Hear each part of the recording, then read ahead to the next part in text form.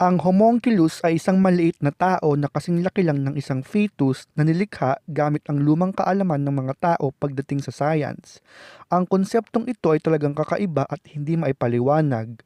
Nagsimula ang konseptong ito noon pang 16th century gamit ang makalumang kaalaman sa alchemy at naging tampok ito ng science fiction noong 19th century. Ang proseso ng paggawa ng tinatawag na homunculus ayon kay Paracelsus ay ang paglalagay ng similya ng lalaki sa isang garapon sa loob ng 40 days at hahaluan ng dugo ng tao at ipapasok sa loob ng tiyan ng babaeng kabayo sa loob ng 40 weeks. Ang storya ng homunculus ay nahahalin tulad sa mga sinaunang storya na may kinalaman sa mga kakaibang science experiment ng sinaunang pag-aaral ng alchemy.